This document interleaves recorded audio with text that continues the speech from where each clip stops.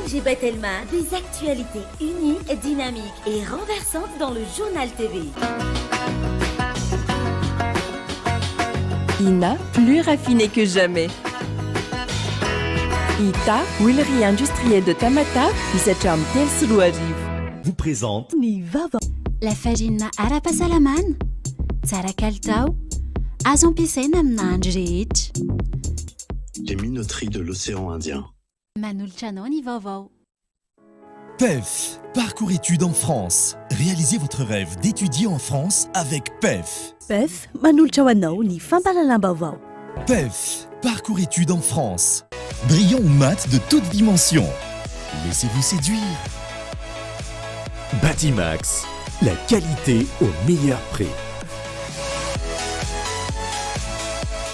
Vous présente Ni Vaovao.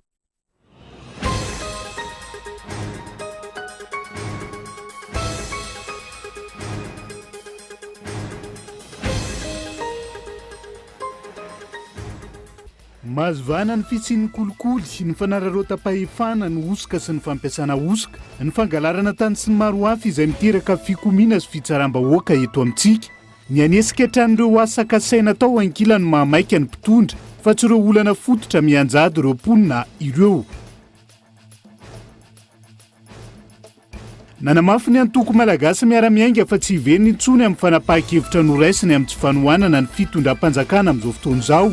Tsy hiditra velively anatin'ny rodobe ny mpanohitra ihany koa ny antoko raha ny fanazavana. Mangataka ny ampiatson'ny fitsarana mpanao famitorana lalina ny tena tompon'antoka sy tompon'ny trano, ary ny fiarana tratrarana ny fanaovana osika ireo mpisolo vava avy amin'ireo voapanga amin'ity raharaha ity, ao Tanandava Toamasina. Tsy manaiky ny anesorana azy ireo amin'ny toeram-pivarotan'ireo mpivarotra eny amin'ny tsena amin'ny petite vitesse, fandaminana ankilany nandraisana ny fepetra hoy ny teo anivon'ny commune Antananarivo renivohitra. Any velany mitony korotana ao Teheran aorian'ny fahafatesan'ilay tovovavy no tanàn'ny pôlisy. Olona maro no nidina an-dalambe alina, niditra nitsehatra ny mpitandro ny filaminana ka nisy ny fifandonana, izay nahafatesana olona mahery ny 50 tao anatin'ny herinandro. Ny antsiprian'izay.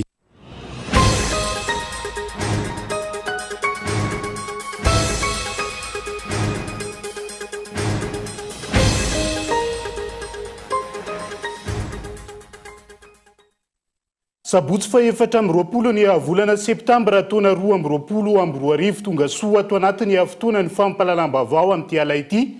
Atena ny arahaba ary ampanajana ihany koa no anasako anao anaraka izany hatramin'ny farany. Avy hatrany dia matoa ndatsoratry ny sampana fampahalalam-baovao amin'ny herinandro no isantarantsika izay fampahalalam-baovao izay.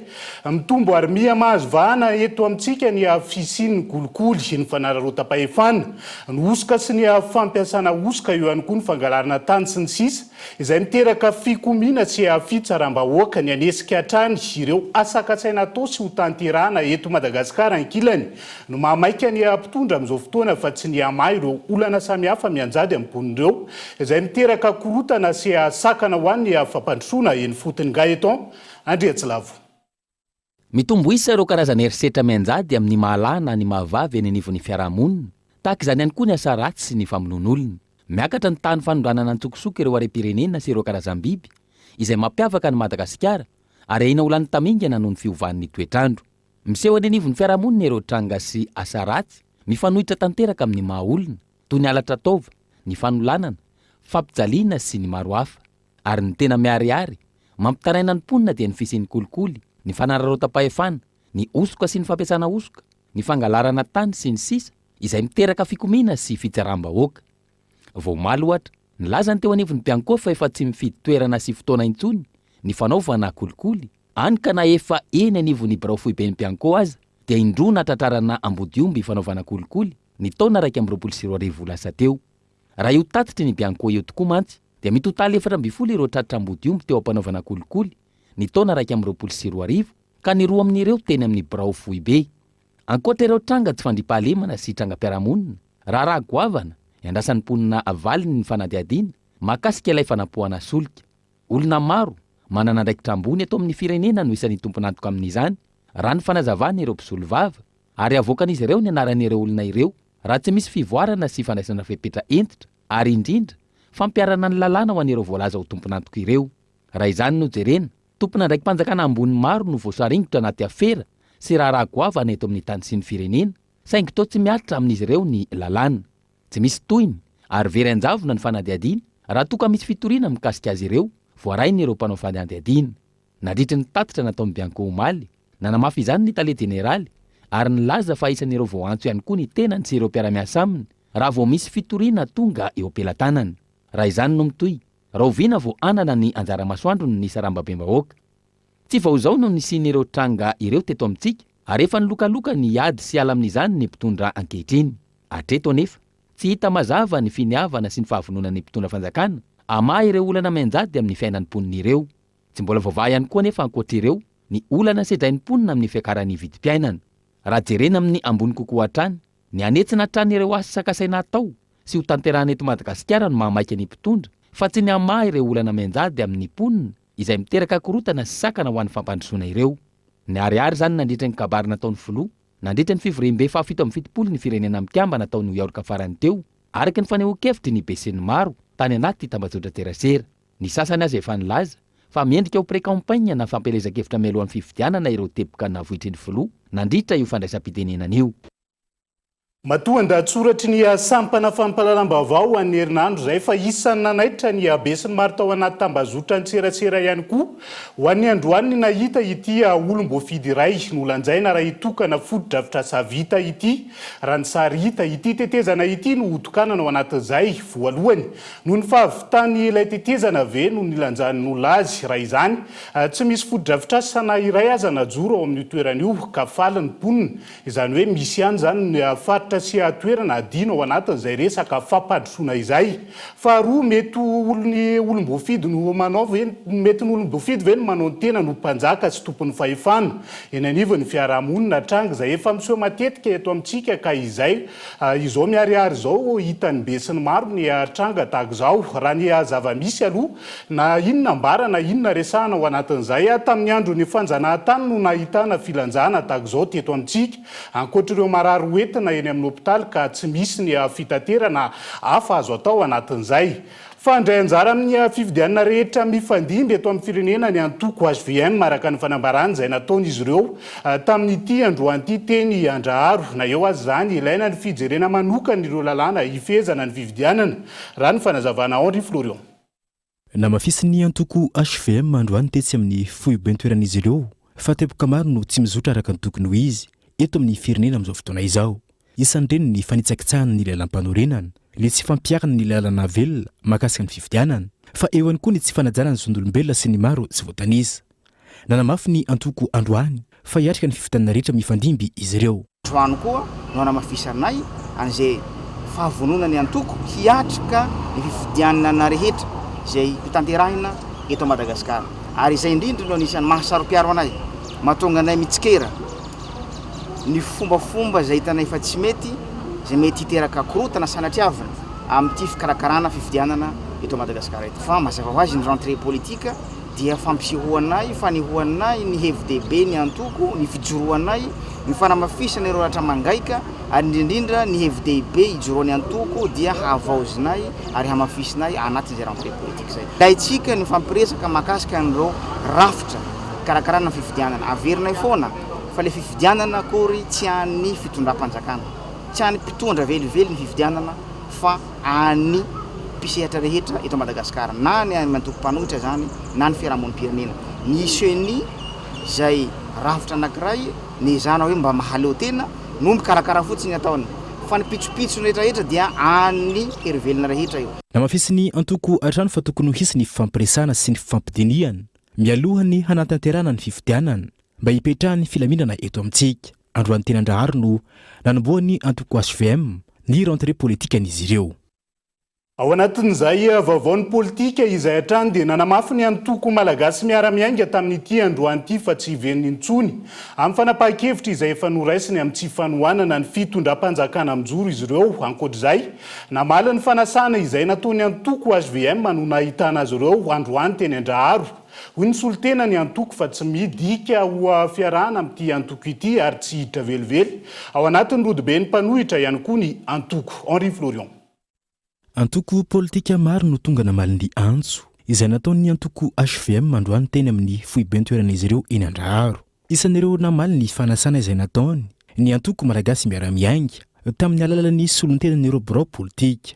Famalina ny fanasana no nahatongavany antoko malagasy miara-miainga teny an-toerana raha ny efa nazavan'ny birao politika fa tsy midika akory fa hiaradia amin'ny antoko HVM ary tsy hiaradia ihany koa amin'ny antoko mpanohatra. Ny fahatongavany antoko malagasy miara-miainga amin'ity porte ouvert ny journée rentrée politique ny antoko HVM ty zegny midika fa ny hoanay fa ohatra ny antoko rehetra nantsoigny zay fanasagna manataony antoko HVM ka aminay everinay fa fahalalam-pomba ny magnaja ny firahalahiana ara-politika misy na dia tsy mitovy aza ny fomba fijery nefa ny hevitra no tsy mety hiady mety tsy mitovy fa nefa ny firahalahiana dia mipetraka ihany everinay fa fahalalam-pomba zegny nahatongavanay eto. Efa angamba fa malaza ny fomba fijery ny antoko malagasy miara-miainga fa efa tsy ao agnatin'ny fitondragna antsony ny antoko malagasy miara-miainga ankehitriny.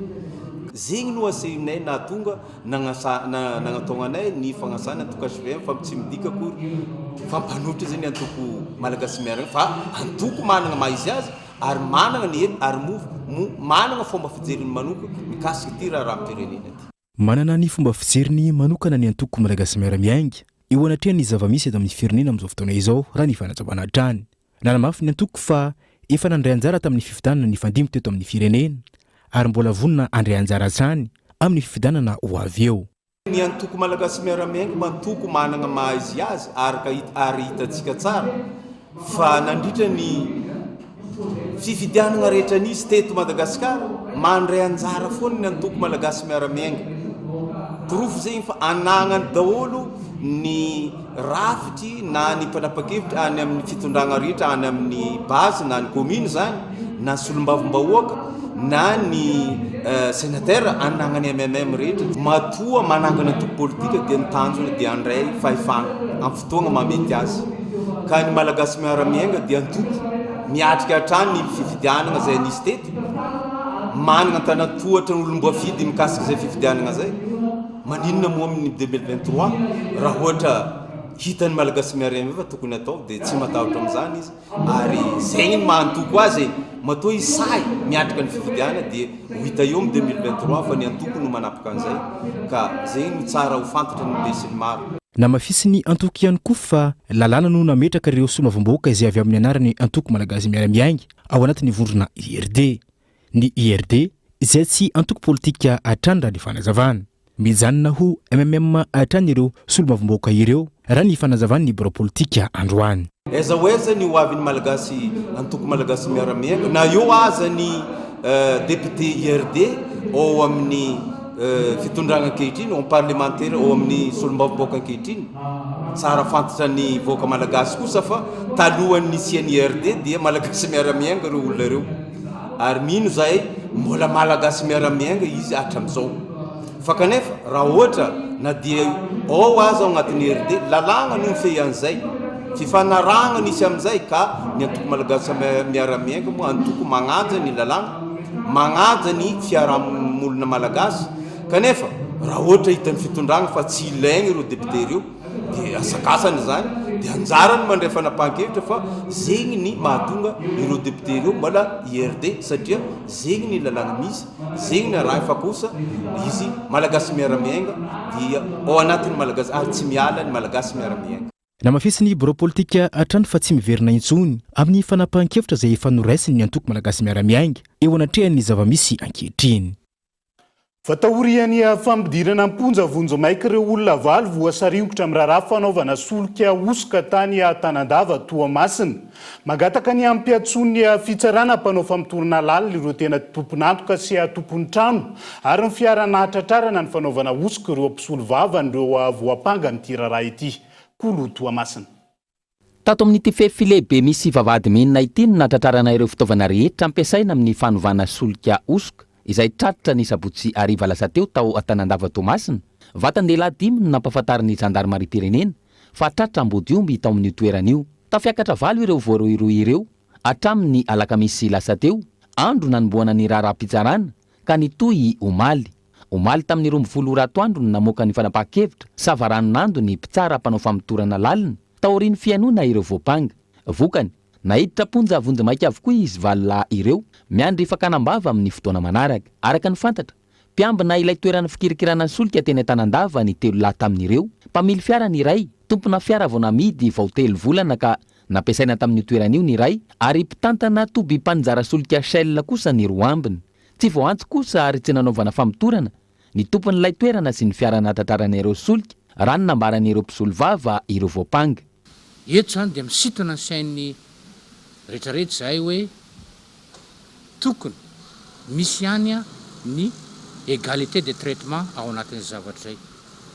Ka eto dia mametraka zay hoe mba miangavy ary mbola angataka zay amin'ny mpitsaram-panao famitorana hoe misy mesure d'instruction satria marina fa saisie in rem izy, zany hoe ny olona ny zavatra iampanganan'ny olona no jerevanao, fa zany kosa tsy mahasakana ny mpitsaram-panao famitorana tsy hitady na hijery ny olona hafa mety zay voasarignitra amin'ilay raharaha. Nahiditra vonjy-maika any am-ponja ireo olona voapanga ireo raha ny nambaran'ny maître Tody Arnaud noho ny fisian'ny olona ambony manome baiko ahafahana manaritsarina ny toetra raha. Anaran'olona manana toerana ambony maro no tokony iseho manoloana ny fitsarana mpanao famitorana lalina raha toka tsy meloka tokoa izy ireo. Maro anare mpitondra eto Tamatavy na agnatin'ny sécurité zany na agnatin'ny fitsarana na anare agnatin'ny OMC io voaosina agnatin'ny tiraraha ty raha nagnane proof zany. Ny antony nandefasanare faobe ny reto olo reto OMD dia ampikatognana ny tiraraha ty mihitsiny de tapitra treo le izy fa tsy hoisy toy intsony le enquête. Fa raha tsy misy fanapahan-kevitra entitra raisinare magnologna le izy ho avoakany tsirairay agnaranare rehetrarehetra reo. Misy chefna sécurité eto, misy ato amin'ny fitsarana, ary misy koa nare mpitondra fanjakagna aketo voaosona agnatin'ity eny fa agny amin'ny Sénat agny misy tafiditra agnatin'ity raharaha ty. Miala bala nareo ary tianareo sarotsaromagna le raharaha ka miangavy anare zay raha te hitadiny marigna anare agnatin'le izy dia aza fenipenigna le izy, aza sakitsakana agny fitsarana agnano asany. Nanambarany anao valandresaka ho an'ny mpanao gazety hamohanany porofo rehetra miaraka amin'ny anaran'ireo tompon'andraikitra mivantana voakasika ity raharaha ity. Ireto mpisolo vava ireto aorian'ny antso fanairana ataon'izy ireo raha tsy misy fandraisana andraikitra mifandrify amin'ny toetra raha misy ankehitriny. Vaovao ny fahasalamana kosa indray dia mbola lavitra ny lalana ho an'ny Madagasikara amin'ny famongorana ny rabo karaka nambarany iraka manoka ny OMS na ny sampandraraha maneran-tany misahana ny fahasalamana nanao fanadiadiana teto amintsika. Vina maneran-tany ny andresy ty aretina ity amin'ny taona 5 ka mila mametraka politika mazava ny fanjakana anatratrarana izay olona zainy. Manodidina ny 500 isan-taona eo ny olona matin'ny raboka eto Madagasikara. Araka ny fanadidina ataon'ny OMS, 7 alina eo ny isan'ireo olona vita fitaliana sy voamarina fa voan'ny tuberculose eto Madagasikara. Tarimarika izay isan'ny ambony eto Afrika hoy ny iraka manoka ny Organisation mondiale de la santé izay nanao fanadihadiana teto Madagasikara. Il y a beaucoup de recommandations, mais je pense qu'avec betsaka ireo teboka mila hatsaraina eto Madagasikara raha ny ady amin'ny raboka. Tokony hojeren'ny tompon'andraikitra malagasy ny hoe inona amin'ireo lesoka no azovahana anatin'ny foiezaka, antoniny ary lavitrezaka. Eo ihany koa ny asa izay tanterahana. Tokony hisy fiatraikany aingana amin'ireo olona marary na tsy mbola vita fitiliana nefa mety ho voan'ity aretina ity. Ohatra amin'izany ny fanaovana fitiliana faobe karohin'ireo marary. Ary arahy maso avy hatrany ihany koa ireo olona ny fanerasera taminy isoroana ny fifindrana indray. Teboka iray lehibe ihany koa ny fijerena vahaolana. Ampihenana ny elanelana misy eo amin'ny toeram-pitsaboana sy ny marary mila izany. que les malades font pour chercher le traitement. Raha telo amin'ny 730 sy arivo nisan'ny olona laviny raboka teto Madagasikara ny taona 524 dimy taona taorian'io niakatra ho 27 sy 730. Vina napetraky ny OMS nefa ny tokony hidinan'ny tany olona matin'ny raboka eto Afrika ary tsy nahatratra izay vina izay Madagasikara fa avy roenina napetraky ny OMS no mbola lavo eto amintsika. Resaka tuberculose, misy tuberculose eo amin'ny prison, misy tuberculose amin'ny secteur minier moa lay mikarakara le resaka mine regny ny mpanao volamena ny vato ireny. Misy koa ny tuberculose fantatsika tsara fa ny olo diabétique dia misy diabète moa zany dia mora azo ny tuberculose. Misy chiffre moa ny raha ny estimation ny OMS tokony ho 233 par 100 000 habitants, zany hoe raha misy olo 100 000 tokony 233 zany no vita misy an'ilay tuberculose. De mbola lavitry zay moa zany atsika ny fitilina no mahatonga an'izany. Ny fitilina tsy ampy dia nisany recommandation zay anatsarana ny paikady amin'ny manaraka. Tsevina ny olona iray voan'ny raboka tsy mitsabo tena dia mety amindra amina olona 12 ao anatin'ny taona iray. Raha ny eto Madagasikara manokana 700 tranga no raboka areti-tratra. Ny olona 520 hatramin'ny 570 taona no tena voany amin'ny ankapobeny ary ny lehilahy no betsaka izay mananika ny 750 isan-jato. Isan'ny mahasarotra ny ady amin'ity aretina ity eto Madagasikara hoy ny OMS ny fahalavirany toeram-pitsaboana ary ny ankamaroany totom-pahasalamana ihany koa tsy misy fitaovana ahafahana mitily ny raboka. Raha tsy atao laharam-pamena ny sehatra ny fitsaboana eto amintsika, ho isan'ireo firenena vitsy maneran-tany ahitana ny raboka i Madagasikara amin'ny taona 2022 ho iatrany ny iraka manokana ny OMS.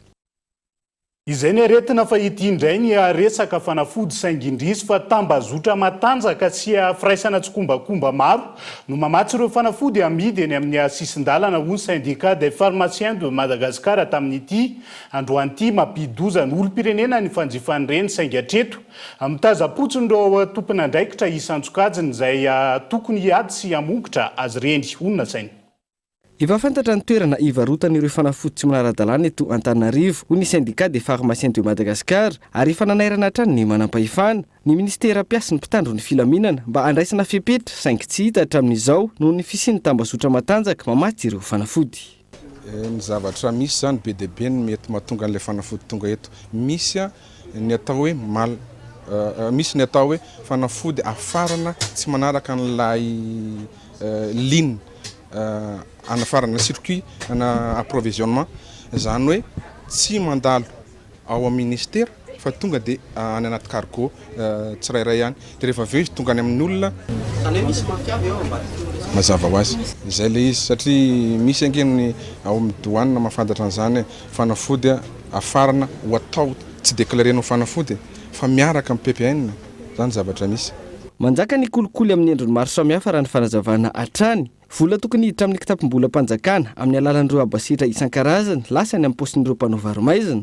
Ankoatra ny fiantraikany eo amin'ny fampandrosoana ny firenena, mampidi-doza ny vahoaka ihany koa ity tranga ity hoy ny fanio-kevitry ny farmasiana. Dia izy io dia poizina izy io.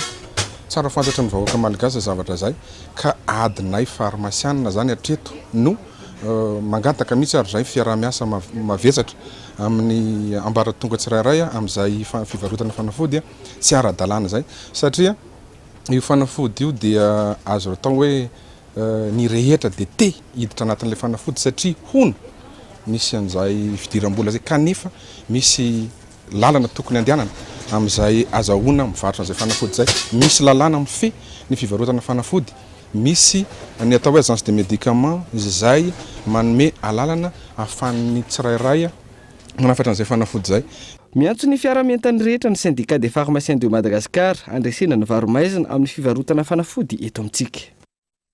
Fa hiazo any toliara vetivetsika ao anatin'ity vaovao manaraka ity nanatanteraka tatitra makasika ny fitantanana ny fitaovam-pitateram-bahoaka baka fiavota izay mampitohy ireo tanàna manamorona ny ranomasina ao atsimon'ny toliara ny teo anivon'ny fitsarana rabola. Ao toliara tamin'ity androan'ity maro lesoka hita tamin'ny fitantanana ity fananam-bahoaka ity araka ny songadina nandritra izay Kolo toliara. Ny taona 2024 no natolotry ny vondrona Europeana ho an'ny OPCI Lihemi na fivondronan'ireo commune manamorona ny sisin-dranomasina atao amin'ny tapany antsimon'ny toliara ny bak fiavota. Anamorana ny fivezivezena an-dranomasina sy ampitohy ireo tanàna manodidina. Ireo taona taorian'izay dia nanomboka nisedra olana matetika ity fitaovam-pitateram-bahoaka ity kanefara amin'ny fikatsonana tanteraka nanomboka ny taona 2024 ka hatramin'izao. Lesika maro no hitany avy eo anivon'ny fitsarana ara-bolatroliara amin'ny fitantanana ny bac fiavota ka nanaovan'izy ireo tatitra ampahabe maso ny vokatry ny fanaraha-maso ny fitantanana ity bac ity. Voalohany aloha ndesika araka ny tsy fanajana lalàna ray zay. Dia faharoan'izay eo ny ndesika amin'ny teknika amin'le bac. Dia ny manaraka dia eo ny ndesika amin'ny fahefan'ny tsirairay avy ao anatiny ny OPCI l'IMI sy ny société privée nomena iandraikitra an'le bac sy ny comité de pilotage sy ny commission de bac sy ny sisa zavatra maro ohatr'izay ny famaofao farany dia tsy tafavoaka mijanona tsy miasa ny bac atsika fiavota. Araka ny tatitra hatrany tsy ahitana ireo taratasy miraikitra ny kaonty ara-bolana ny avy eo amin'ny ivon'ireo orinasa ny fandimby ny tantana ity bac ity na teo anivon'ny OPCI l'IMI izay tompony tanteraka. Araka ny antota taratasy rehefa tany amin'ny toerana zay nidina dia tsy nahitana ny antota taratasy mahakasika izay fidiram-bola zay nanomboka tamin'ny fitantanany bac tamin'ny voalohany tamin'ny 2012 ka hatramin'izao zay. Amin'izao société mitondra ankehitriny zao mba nahitana antota taratasy kelikely ihany izay no mahatonga ny hoe société SLT roso ny voatonontonona bebe kokoa zany manoloana an'ireo société ALM Gono sy ny société Kaniaty eo taloha.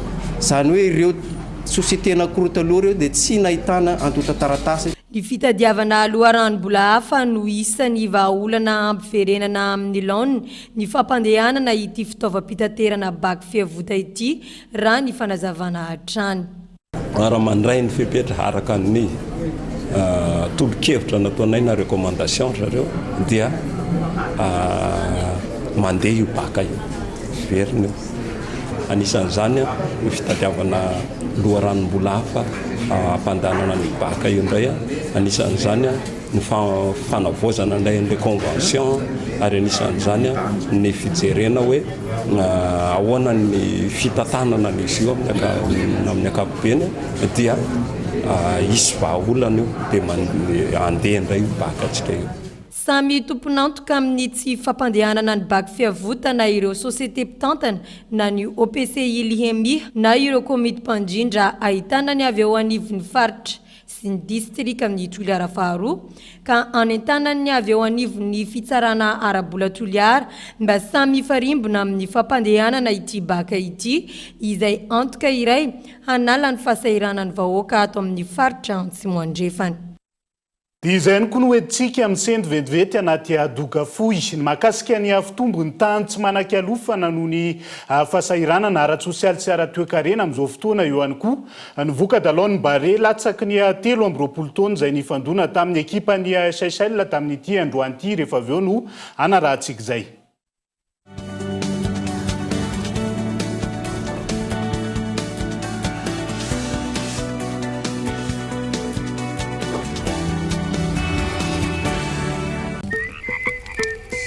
Maizina be izany Marco boum mangina be izany Marco boum resaka ataoko aminao monsieur le commissaire lobaty resaka inona moa zay fa nga tena hoe tsisy mozika mihitsy ba ina zany hoe boum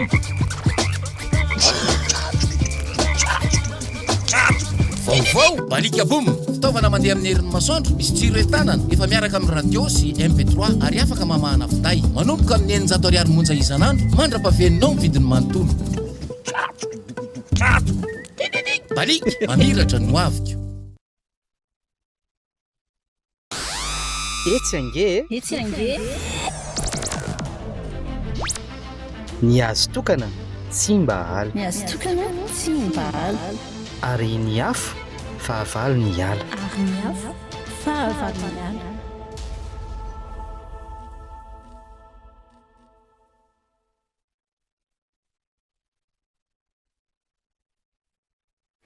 ina dia vita amin'ny soja voafantina mba hampatsiro ireo karazan-tsakafo karakarainao. Ny menaka ina dia ahitana oméga 3 sy oméga 6 ary ara-pahasalamana no notrikaina entin'ny soja. Ina ilay menaka manome tsirony nahandronao isan'andro.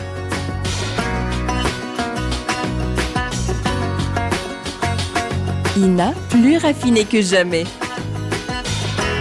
Ita, huilerie industrielle de Tamatave, misatra amin'ny telo sy roa arivo.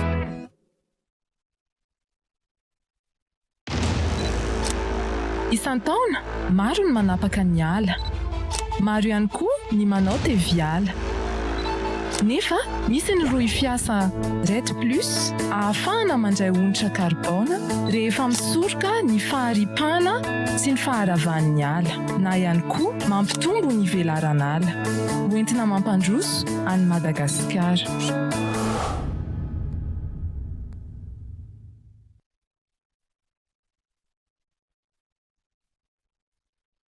Batimax se rapproche encore plus de vous.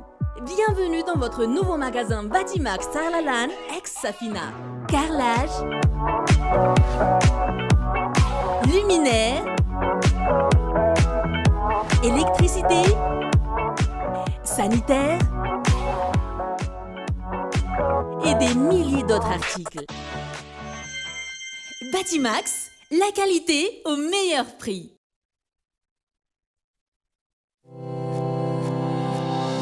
Ny signal no isan'ny manalefaka amin'ny fiovan'ny toetry ny andro.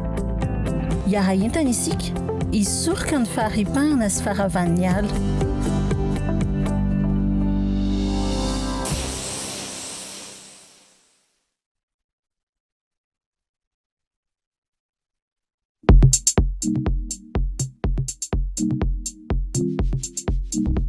La farine ara-pahasalamana, tsara kalitao, azo ampiasaina amina andro rehetra. Vokatra vita malagasy ary hitanao eny amin'ny mpanjara rehetra. Tsy oela ny lafarina sy le pain amin'ny lanjany 1 kilao.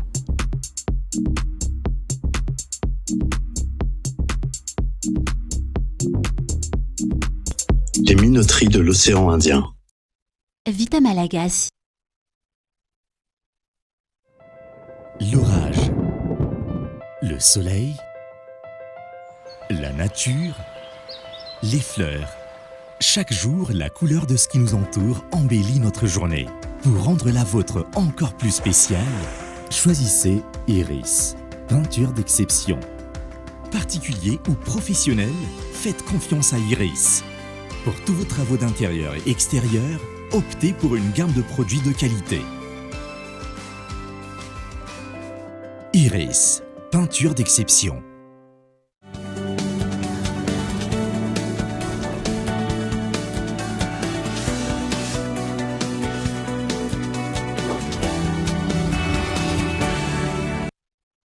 Mamena ny araba tongo lasia tongo vavy tonga soho ato anatin'ny tapany faharoa amin'ny fampalalam-baovao amin'ity alina ity.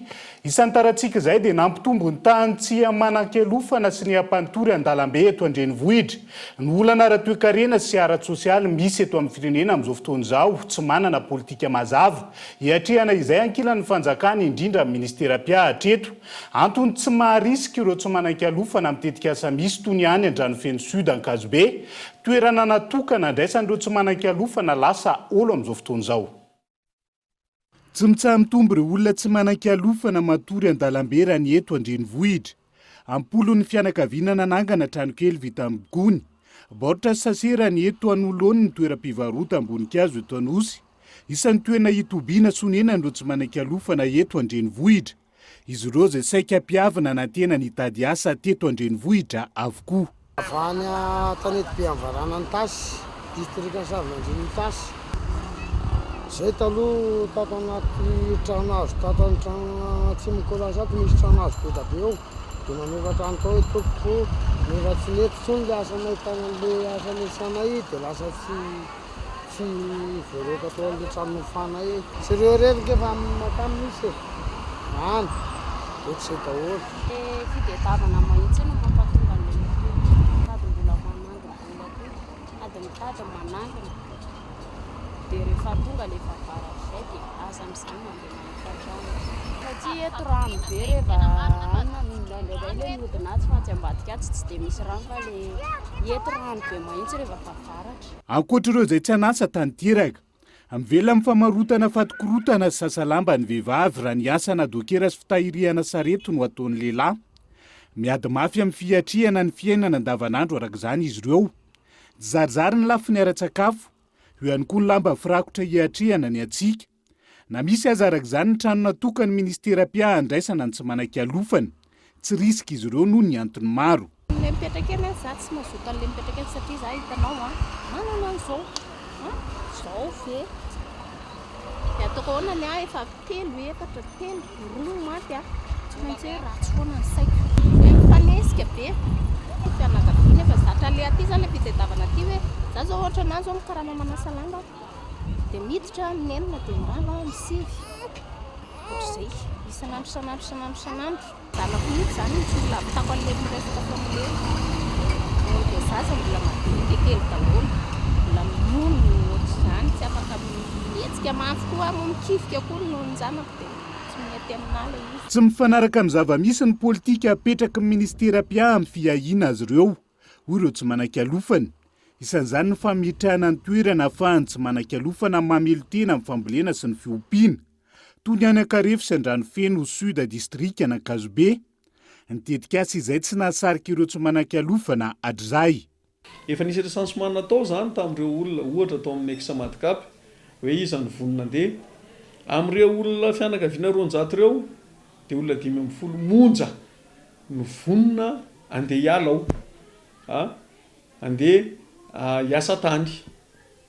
Ny tany Andranofeno Sud moa zany misy ny V1 dia misy ny V2 misy ny V3 zao ny vagy dia ny olona tany amin'ny V3 rehetrarehetra amin'izao raha makany Andranofeno Sud atsika tsisy mipetraka tsony mipetraka eo fotsiny le trano dia simba fotsiny le trano dia angalarin'olona ilay varavarana sy ilay tafo. Izany hoe zany na tia metraka ary ny fitondram-panjakana dia ilay olona mihitsiny no tsy te hiova. Raha ny antotanisa farany mahakasika ny tsy manan-kialofana azo nandritra ny vanim-potoana nampirongatra ny Covid. Mahery ny 500 ny ankohonana ny tobo tetsy amin'ny madicap isotry. Izany hoe olona narivony ka tsy nifanaraka tamin'ny hevitra nisy teny an-toerana.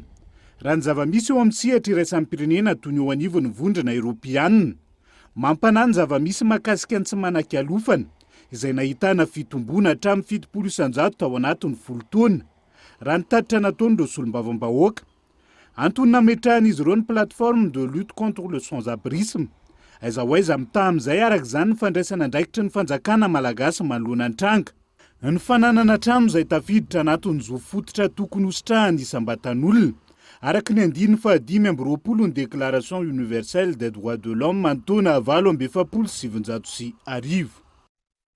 Ivenao anatin'ny atontolo ny fividianany sika ao anatin'ity vaovao manaraka ity.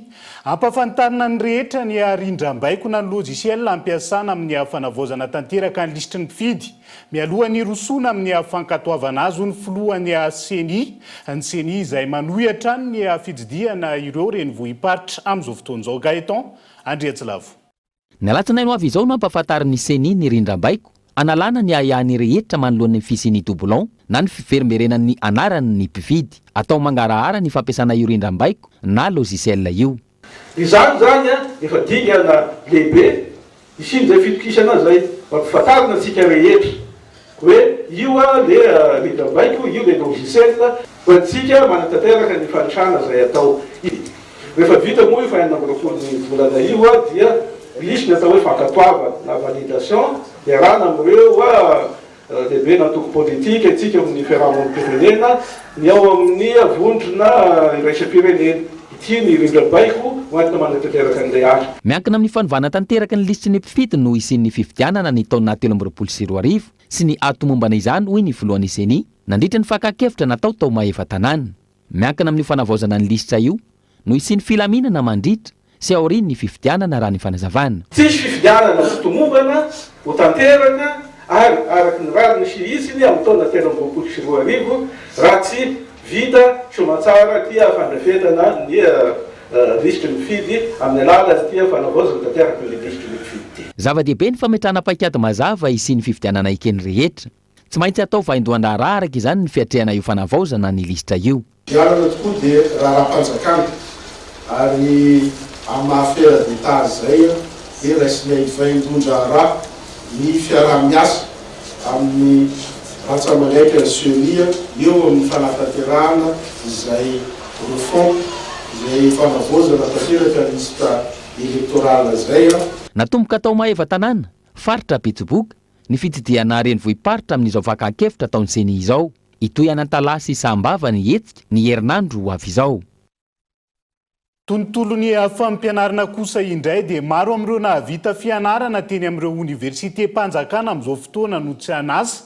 Ary isany ahitan'izany ihany koa ny ao Antsiranana ny anana tanora teknisianina afaka misedra asa avy hatrany. Arak'izany no tokony imasoana amin'izao fotoana izao Kolo Antsiranana. C'est piofanana miabo mifanaraka amin'ny filanimponina iantona teknisianina matianina no ivony fifanakempiara-miasa no soniavy ny faritra Sava sy ny ISTD na ny Institut supérieur de technologie de Degosorez androany. Andiso ny politika fampianarana mamokatra teknisianina tsy anasa izay enta-mavesatra anivon'ny fiarahamoniny toy ny efa misy eo amin'ny tontolony anjery manontolo ankehitriny ity fifanekena voarakitra ity. Tanjona ny hotazana tanora teknisianina mahay afaka misedra asa avy hatrany ento ampandroso manomboketo. Hoy ny gouverneur mpisolitoerany faritra mpamokatra lavanilina igny Andriamatoa Randrenasolo Elia hevitra. Débouchena le toerana andehanany tsy mazava. En forme de chômeur finalement. Tsika eto Madagasikara ngamba tegna miaigny an'izay fa na Maurice na Seychelles zay manodidina atsika eto tsy magnano karaha io. Iska fa tsy ilaigna kely mbola mathématicien na tsy ilaigna kely philosophe tegna janoana aloha les formations fa tiany raha ilaintsika. Akatony ely dans certains temps le izy en Chine mo hitanareo tsara l'exemple. Fa ny tsika de on fait ça à l'aveuglette, on forme les gens à l'aveuglette. Donc ça pour approcher les situations en terrain vis-à-vis des formations zay natao hoe mazava-dehibe ty zavatra ataontsika ty.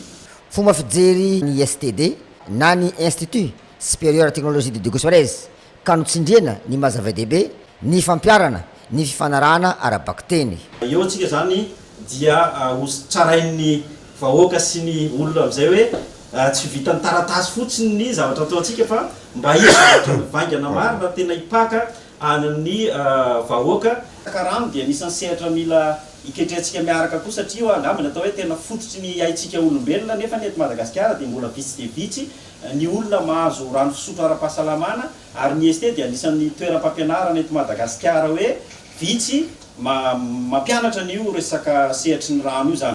Ato anatin'ny faritany Antsiranana tanora maro any amin'ny faritra Sava no betsaka indrindra mifaninana hiditra ao anatin'ny IST isan-taona. Anohizana ny fampalalam-baovao amin'ity ala ity dia tsy nanaiky ny any esorana azy ireo amin'ny toeram-pivarotana ireo mpivarotra teny amin'ny tsena amin'ny petite vitesse androany. Nanatanteraka fihetsiketsehana ho fanehoana izay tsy fankasitrahany fanapakevitry ny commune izay araka izany izy ireo. Laza kilany teo anivon'ny commune Antananarivo renivohitra fa fandaminana no nandraisana ny fepetra amin'izao fotoana izao. Henri Florian.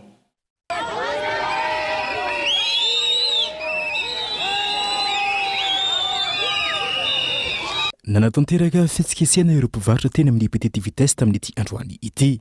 Antony ny tsy fanaken'izy ireo ny fanesorana azy amin'ny toerany izay hivarotany. Filanjana sora-baventy naneo ny fitakiny sy fitsofana kiriroka no nataon'izy ireo androany maraina ho fanehoana ny tsy fahafampony amin'ny fanapahan-kevitra no raisy ny fiadidiana ny tanàna Antananarivo renivohitra. Tonga le présidente rehefa nitangorony zay dia laza izy fa tsy manaraka fepetra zay dia nandray fepetra izy naka an'ireo polisy ireo. Voalohany indrindra nefa ny tompoko zahay ireo tokony efa firy taona zay tokony mba omeny zareo solution raha fantatra hoe tsy manara-dalàna olombelona zay malagasy zay mitovy amin'ireo hoe manana ara-dalàna ao anatin'ireo tsen'ireo dia tokony izy zany mba hoe maka fepetra hoe eto ny fitsena ho ametrahana ianareo tsy nisy zay amapolo taonany 12 taona zay mivarotako teo amoron-dalana teo a mbola tsy nisy solution anay teo na ray za efa ela be ny vasy teto petite vitesse teto ary zay tsy hiala raha sisy vahaolana mena anay be findrana hoe toerana ipetrahanay eto reo mipetraka milamina zay vao miala fa zay raha sisy vahaolana tsisy hiala zany zay na isinina na isy raha mandriakarany tsy hiala zany zay na misiny atao rehefa ela zanakay raha teo daholo ngesy zanakay rehefa ela be zay nivarotra teto ary zay tsy hiala raha sisy vahaolana eo raha isiny na isiny nanamafy ny talia misahana ny tsena ionivon'ny commune fa fandaminana sy fanadiovana ny tanàna no ataon'ny commune amin'izao fanesorana ireo mpivarotra izao. Ny avy eto niveau commune moa zany dia miezaka trano manadio ny arabe izay andehanan'ny fiara eo ihany koa ny trottoir izay tokony ho an'ny mpandeha tongotra ary tafiditra ao anatin'izany moa ny fandaminana petite vitesse izay misy ny fankalazana ny 15 taona ny commissariat central ny Tsalarana dia tafiditra tao anatin'izay ny fandaminana ny mpivarotra teo petite vitesse izany hoe mpivarotra tetỳ ivelany moa zany io izay tsy ara-dalàna fa dia anisan'ny miteraka fitohanana ny fifamoivoizana eo ihany koa ny korotana amin'ny arabe dia niezaka ny teto anivon'ny commune urbaine Antananarivo nandamina-mandreo mpivarotra ireo moa zany dia tsara ho marihana fa tsy hoe esorina ny asa fivelomana izy amin'ny mampivarotra azy fa kosa ho fandaminana izay napetraka ny teto anivon'ny commune dia ho atsofoka ao anaty tsena izy zany hoe ny ao anatin'ny tsena izay misy toerana malalaka be andraisana azy ireo. Raha ny fanazavana hatrany andrasan'ireo mpivarotra araka izany ny hanomezana vahaolana azy ireo amin'izao fanapahan-kevitry ny commune izao. Fa nahitana fiakaran'ny vidintsy amin'izao vanim-potoana ny famadian'izao vakinankaratra mandidina ny R1,000 ny vidintsy iray raha toka tany amin'ny 3,000 ariary tany ho any zany amin'ny andavanandro kolo Antsirabe. Ao anatin'ny vanim-potoana ny famadiana isika izao izay fomban-drazana malagasy mbola be mpanao ankehitriny indrindra fa ho an'ny eto amin'ny faritry vakinankaratra anisan'ireo fitaovana ilaina amin'izany ny tsihy ary tsikaritra fa maro no manjifa izany eny an-tsena amin'izao vanim-potoana izao. Raha ny fantatra dia niakatra ny vidin'ny tsihy tamin'ity taona 2024 ity manodidina ny R1,000 ny mora indrindra ary 5,000 mihoatra ny lafo indrindra. Ho an'ity mpivarotra tsihy tafaresaka taminay ity dia mahalafo tsihy 20 isan'andro raha toka tena mandeha ny tsena ary tsy maharaka aza indraindray. Tamin'ny herintaona zay zao tsy nanam-po mihitsy hoe isy ny famadihana tamin'ity dia tsy dia nanangona tsena fa zay isa-taona manangona tsio tamin'ity zay nieritretra hoe mbola ohatran'ilay tamin'ny 3 taona teo ihany dia tsy nanangona tsio tamin'ity tena nandeha nanafatra avy any avela mihitsy avy any Moramanga tsy naharaka tena manafatra be dia be avy any Ambatondrazaka fa tsy maharaka tamin'ity na tamin'ity herinandro ity zao nandehandeha indray ny tsihy betsaka amin'ny famadihana dia nanana vitrana 20 anay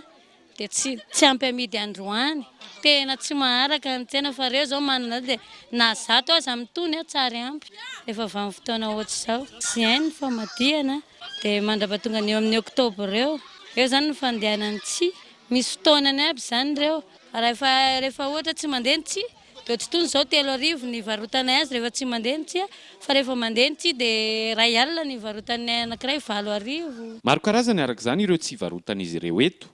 Misy ireo tsihy avy any amin'ny faritra hafa eto Madagasikara. Ao ihany koa ireo tsihy avy eto toerana toy ny tsihy avy any Betafy sy Andranobe izay tena be mpanjifa eto aminy antony noho izy mora sy mateza ampiasaina. Ity zao no tena tian'ny olona ty avy any Betafy ity tony koa tian'ny olona fa lafo ny vidiny tony zao raha tsy ohatry tony zao 5,000 R1 ny vidiny nefa tony R1 ny vidiny ny vitrany. Ity zao no tena tsara indrindra ity dia ry azon-drano-ngeza be rony ho an'ilay olona manao raharaha izao matetika amin'ny vidy moa efa tsy famadihana dia ilay madinidinika ohatry izao no mandeha amin'ilay hipetraran'ny ankizy kely fa ilay tsihy rehefa tonga zany rehefa vita amin'ny famadihana dia tsy mandeha intsony ny tsihy raha tsy akaikikaiky krismasy ihany indray zay vao mba mandeha indray ny tsena fa vita zany ty oktobra ty tsy mety tsony mihitsy ny tsenanay raha tsy desambra indray vao mandeha ny tsihy fa any amin'ny sobika indray zay rehefa vita ny oktobra dia lasa sobika indray nataonay amin'ilay mamboly ilay olona dia resaka sobika no vidiny indray amin'izay tsisy mividy trono mihitsy fa tsy ray kely mba vidin'ny olona androany anay ray ny lafo mandrapariva rehefa vita amin'ny famadihana. Araka izany dia anisan'ireo fitaovana tena ilaina amin'ny famadihan-drazana ny tsihy ary maro no manjifa izany indrindra fa amin'izao vanim-potoana izao. Kolotsaina ny resaka famadihan-drazana fa ao anatin'ny zay vaovao ny kolotsaina izay hatrany dia hofaranana amin'ny fomba ofisialy rapitso eny amin'ny komuna Lakamisy Ambohimanga ny andiany fa 7 amby 10 amin'ny festival langaredona tamin'ity taona 2024 ity tanjona hatrany amelo maso ireo kilalao fahiny sy amelona ny kolotsaina malagasy ary indrindra ny ampiroborobo ny sehatra ny fizahantany sy ny fiarovana ny tontolo iainana Gaeton Andriatsilavo. Ny teto amin'ny komuna Lakamisy Ambohimanga no nanohizana ny hetsika festival angareto nandiany fa 7 amby 10 tamin'ity androany ity.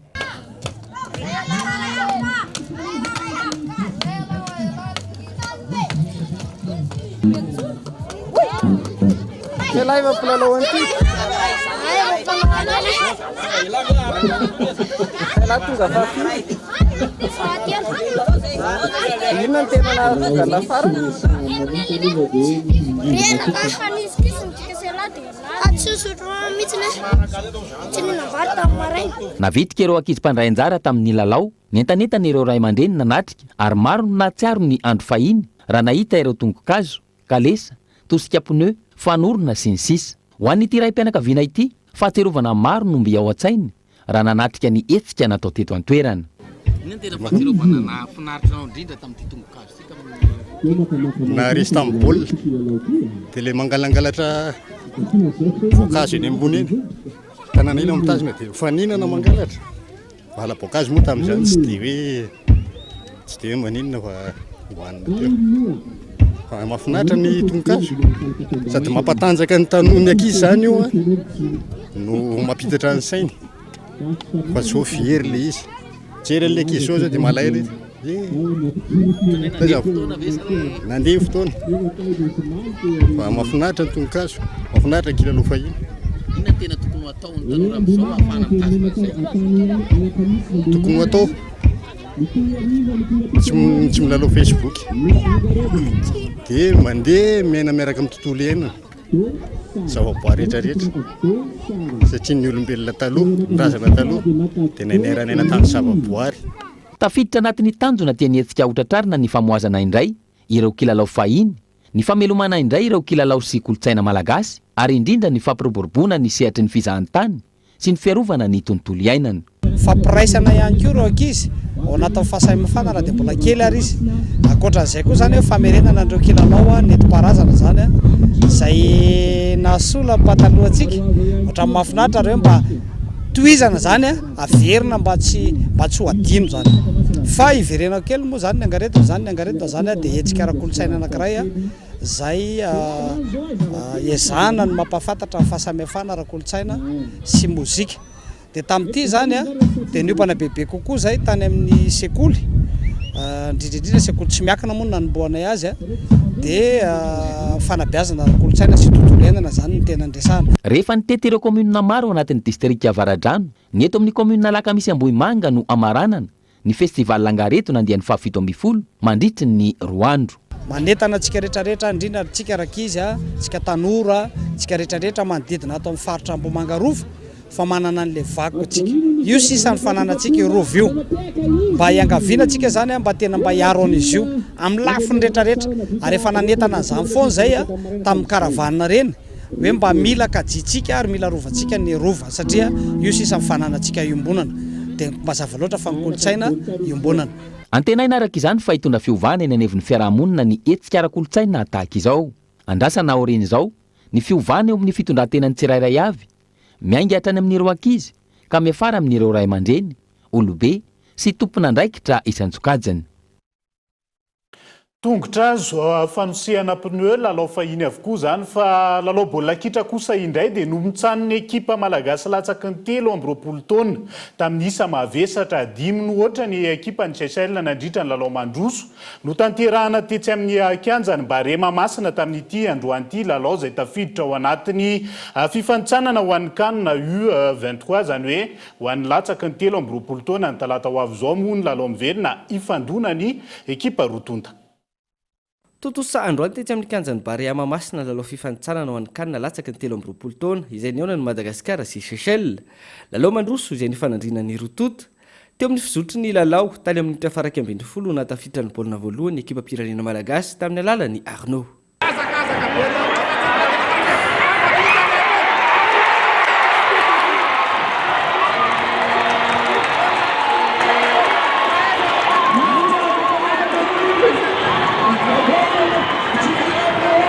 Nanampy isa fandroany indray ny ekipa malagasy teo amin'ny minitra fahatelo ambin'ny folo ny lalaovana tamin'ny alalany Eladari.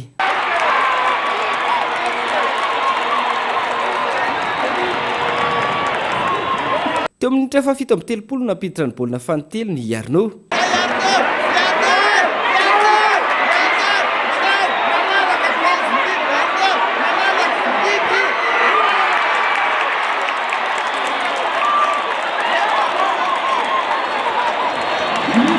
Tamin'ny isa telo no ohatroana netiny rototany ala sasatra teo amin'ny fanomboana ny fizaram-potoana faharoa ny ampindray ny isa ho an'ny ekipa pirenena malagasy tamin'ny alalan'ny Trinity.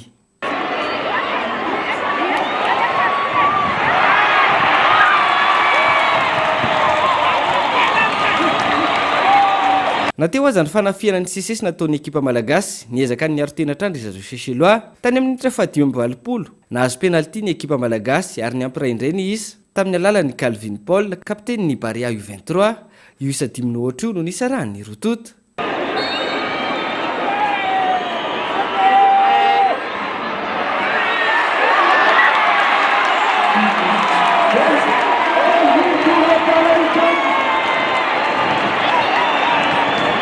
Ny talata ho avy izao amin'ny efatra ora-tolakandro kosa ankilany ny lalao miverina amin'ity fifandona ny rotota ity noho ny tsy fisian'ny kianja kely kafian'ny Seychelles atao eto amintsika ihany ny lalao miverina. Dia izay fandresena goavana azon'ny ekipa pirenena malagasy ihany koa no entintsika miampita ao anatiny maresaka iraisan'ny pirenena mitony korontana ny Teheran taorian'ny fahafatesan'ilay tovavy no tanàn'ny polisy. Olona maro no nidina an-dalambe alina niditra an-tsehatra ny mpitandro ny filaminana ka nisy ny fifandonana teo amin'ny rotonta. Tao anatiny herinandro olona mahery ny 50 no maty vokatra ity hetsika ity. Totosa androany tetsy amin'ny kianjan'ny Baria Mahamasina lalao fifanitsanana ho an'ny kanina latsaky ny 7 Amanarivo ny ireo mpanao fihetsiketsehana nidina an-dalambe naneho ny atezeran'izy ireo vokatry ny fomba fiasan'ny polisy iraniana izay nafara tamin'ny famoizana aina tovovavy iray izay nosamborina. Alina nampiasa hery sy ny tifitra ny teo anivon'ny mpitandron'ny filaminana andravana ny hetsy-bahoaka. Tetsy ankilany vao maika nanamafy ny fanoherana ireo mponina tamin'ny alalan'ny fanapahan-dalana maro tao Teheran. Misy amin'ireo iraniana ny tsy manaiky intsony hisalotra voaly na aiza ale ary mitaky ny fahalalahana. Ao kosa ireo tsy mankasitraka izany ka manona ny fanapa-kevitra no raisin'ny mpitondra. Omaly atoandro olona manarivo no nidina an-dalambe nanaitra ny fitondram-panjakana sy ireo rafitra isan'ny tokony andreny andraikiny. Miandamy ambavy ireo mpanao fihetsiketsehana miaro ny fanaovana salotra ny antoerana sy naneho ihany koa fa misy fitsabana firenena vahiny ny fitantanana misy ao amin'ny firenen'izy ireo. Mizara araka izany ny hevitrireo iraniana amin'izao ary samy maneho ny heviny sy ny fihetseham-pony ny tsirairay hatramin'ireo any amin'ny firenen-kafa. Omaly nisy fihetsiketsehana tamina renivohitra 20 manerana izao tontolo izao. Hatreto mitoy ny fifandonana tafiakatra 50 ireo namony ainy tao anatin'ny herinandro ny sy ny hetsika. Omaly 737 no voasambotry ny mpitandron'ny filaminana iraniana ary 80 amin'ireo no vehivavy. Mifarany eto indray ny fiarahantsika ho an'ny androany ankasitrahany ianao nanaraka ny fampahalalam-baovao hatramin'ny farany sy mirary farany herinandro mahafinaritra ho antsika rehetra ary veloma tomboka.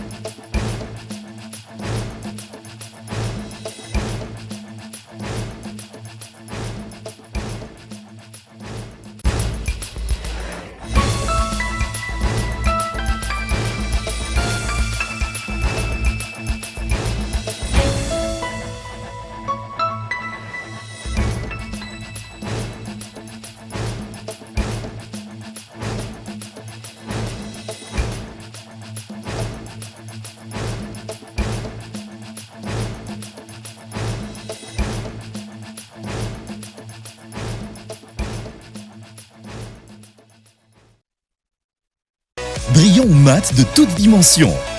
Laissez-vous séduire. Batimax, la qualité au meilleur prix. Vous a présenté Ny Vaovao. Lafarina ara-pahasalamana, tsara kalitao, azo ampiasaina amina andro rehetra. Na raha ianao te niaraka ty amin'ny LMOI ny Vaovao. PEF, parcours études en France. Réalisez votre rêve d'étudier en France avec PEF. PEF, nanolotra ho anao teo ny fampalalam-baovao. PEF, parcours études en France. INA, plus raffiné que jamais. ITA, huilerie industrielle de Tamata, Septembre vous a présenté Ny Vaovao. 5G Batelma, des actualités uniques, dynamiques et renversantes dans le journal TV.